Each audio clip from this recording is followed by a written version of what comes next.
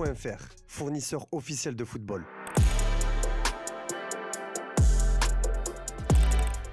Salut tout le monde et bienvenue dans ce nouveau JT Foot Mercato. On démarre avec la Coupe d'Afrique des Nations et le Maroc qui a décroché sa qualification en quart de finale grâce à son succès 1-0 face à la Tanzanie. Et pour cette rencontre, notre envoyé spécial Hanif Ben Berkane était évidemment présent à Rabat pour suivre le match des Lions de l'Atlas. Oui, hier soir le Maroc s'est imposé 1-0 face à la Tanzanie. Ça a été très compliqué pour les hommes de Walid Regragui qui ont été sauvés encore une fois par Brahim Diaz.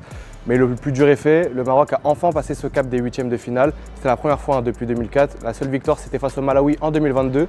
Donc il y a un ouf de soulagement aujourd'hui dans les rues de Rabat. On va pouvoir se tourner face au match face au Cameroun qui aura lieu vendredi. Ça sera un choc. Mais du côté des Marocains, on a un peu plus d'optimisme. Ça y est, le plafond de verre est brisé. Donc on se tourne vers la suite. Demain, c'est l'Algérie qui jouera son huitième de finale et les Fennecs affrontent la République démocratique du Congo. Il s'agit du premier gros choc de ces phases finales. Voici les dernières informations sur place. Et demain, un autre huitième de finale attendu, le choc entre l'Algérie et la RDC.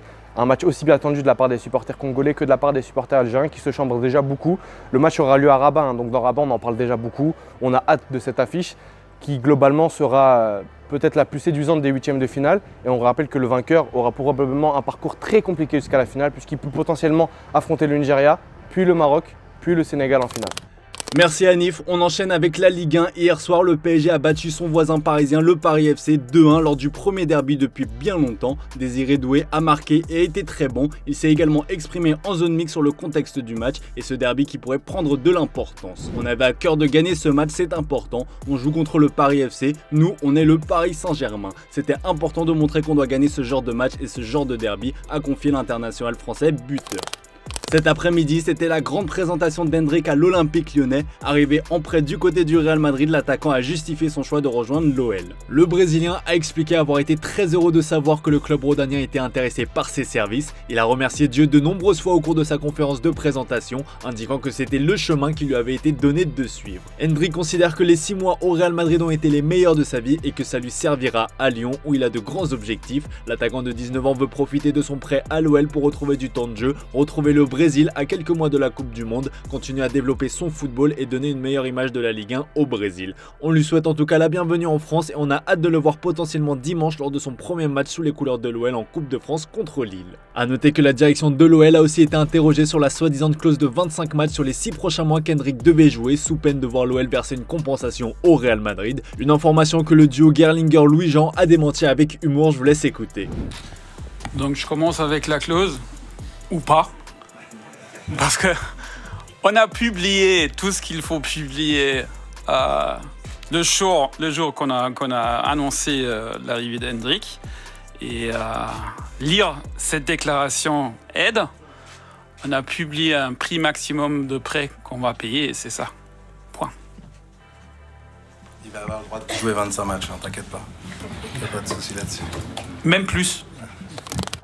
Lui, en revanche, va quitter la Ligue 1. Il s'agit de Liam Rosenior. L'entraîneur du RC Strasbourg va devenir l'entraîneur de Chelsea. Un départ soudain qui pousse donc le Racing à changer ses plans. Selon le journal L'Équipe, Gary O'Neill est pressenti pour prendre le relais de Liam Rosenior. Sans poste depuis son départ de Wolverhampton il y a un an, le tacticien anglais aurait rencontré les dirigeants de Blue Coat ce samedi. Et ces dernières années, O'Neill était également passé sur le banc de Bournemouth et avait officié comme adjoint dans les équipes de jeunes de Liverpool. S'il se dégage comme le favori, un autre nom dont l'identité n'a pas filtré serait aussi dans les petits papiers du club. Et justement, de l'autre côté de la Manche, Liam Rosenior devrait être accueilli en grande pompe. Les dirigeants de Chelsea n'ont pas prévu d'être raisonnables sur le mercato hivernal, comme l'indique Tuttosport. Les Blues s'intéressent à Sandro Tonali. La Juventus est aussi annoncée comme candidate pour s'offrir le milieu de terrain italien, mais Chelsea a logiquement l'avantage grâce à sa force de frappe financière bien supérieure. Reste aussi à savoir quelles seront les intentions de Newcastle, qui n'a a priori pas besoin de vendre, et qui avait fait de Tonali le joueur italien le plus cher de l'histoire en le recrutant pour 70 millions d'euros à l'été 2023. Autant dire qu'un transfert d'une telle ampleur aujourd'hui s'approcherait clairement des 100 millions d'euros.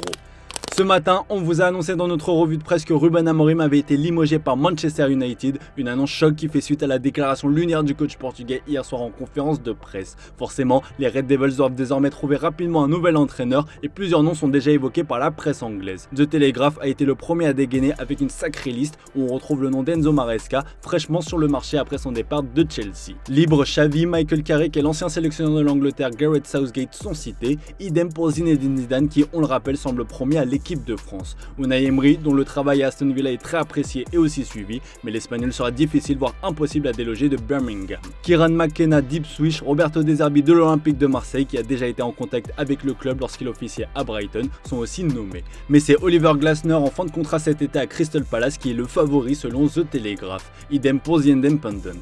The Sun rappelle de son côté que l'Autrichien a été lié à Manchester United quand cela a commencé à sentir mauvais pour Ruben Amorim et il a toujours les faveurs des dirigeants. Le tabloïd anglais rajoute les noms d'Andoni Iraola qui fait du bon boulot à Bournemouth et qui est aussi dans la shortlist. Idem pour Eddie Howe qui est sous pression à Newcastle où il a pourtant accompli un travail remarquable. Outre les 12 tacticiens évoqués, The Sun rajoute que Darren Fletcher qui dirige les U19 et qui assurera l'intérim pourrait être l'invité surprise. Sur notre site, on vous a demandé si Manchester United a eu raison de limoger Ruben Amorim et bien sûr plus de 8000 votants, vous êtes 66% à penser que la direction mancunienne a pris la bonne décision. D'ailleurs d'après Sky Sport, Ruben Amorim lui-même n'est pas surpris d'avoir été remercié, le Portugais s'y attendait après son craquage de la veille et va maintenant faire son retour auprès de sa famille. Le Portugais espère cependant rebondir rapidement d'après le média britannique.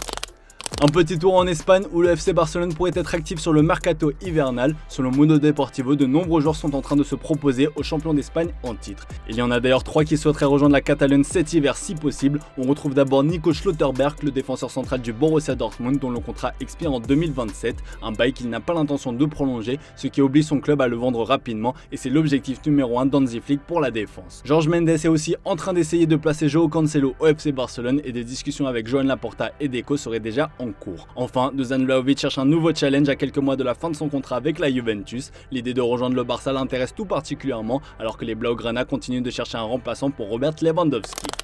Il y en a un qui ronge son frein depuis quelques jours, c'est Kylian Mbappé. L'attaquant du Real Madrid est blessé et a dû apprécier des tribunes le triplé fantastique de son remplaçant Gonzalo Garcia. En attendant de faire son retour sur les pelouses, Kylian Mbappé peut au moins apprécier les mots gentils de Juan Bernat à son égard, son ancien coéquipier du PSG. J'ai passé 5 ans avec Mbappé, c'est un gamin sans ego et sans limite. Je l'ai vu s'entraîner quotidiennement pendant 5 ans à Paris et je sais à quel point il a soif de victoire. Son mental est entièrement tourné vers l'équipe sans aucun ego. Il est arrivé au Real Madrid à l'âge idéal avec l'énergie nécessaire pour exprimer pleinement son potentiel et la maturité requise. Il va marquer une ère au Real Madrid, a déclaré le latéral gauche espagnol. Du côté de l'autre club madrilène, l'Atlético de Madrid, il pourrait y avoir du changement. La Juventus explore activement le marché pour renforcer son attaque et Jonathan David pourrait être au centre des discussions. Avec l'absence prolongée de Dusan Vlahovic, le club turinois envisage un échange de prêt impliquant le Canadien et le Norvégien Alexander Sørloth, actuellement à l'Atlético de Madrid. Cette option offrira à l'ancien Lillois une porte de sortie vers la Liga, un championnat où il pourrait montrer son potentiel tout en permettant à la Juve de compenser les absences dans son secteur offensif. Le timing est délicat puisque samedi dernier, Jonathan David a manqué un pénalty décisif contre Lecce, un échec qui fait encore beaucoup parler en Italie. Dans les officiels du jour, on a le groupe du Barça pour la Super Coupe d'Espagne qui va avoir lieu en Arabie Saoudite. Le club catalan affrontera l'Athletic Bilbao en demi-finale et il pourra compter sur le retour de Ronald Araujo. Le défenseur central uruguayen retrouvera la compétition après quelques semaines passées à l'écart du groupe en raison d'une période de moins bien. 19e de Première Ligue, West Ham va tenter de se sauver grâce au mercato d'hiver. Les Hammers viennent de s'offrir l'avant-centre argentin de la Lazio, Tati Castellanos, en échange d'un joli chèque de 30 millions d'euros. Le Celtic FC annonce la résiliation immédiate du contrat de son entraîneur Wilfried Nancy. Une information surprenante puisque l'entraîneur français était arrivé il y a un mois à peine, mais son limogeage s'explique par les résultats catastrophiques qu'il a obtenus depuis son arrivée, avec 6 défaites en 8 rencontres avec le club écossais. Déjà sur la sellette, l'entraîneur français a été officiellement remercié donc ce lundi, après la défaite ce week-end lors du derby de Glasgow face aux Rangers. Allez, comme d'hab les amis, on se quitte avec l'image du jour. Supporter lyonnais, vous n'êtes pas dans un rêve. Hendrik est bel et bien un joueur de l'Olympique lyonnais. Il a posé officiellement avec son nouveau maillot lors de la conférence de présentation. Je vous laisse là-dessus les amis. Très belle soirée à vous. On se dit à demain pour de nouvelles vidéos sur Foot Mercato.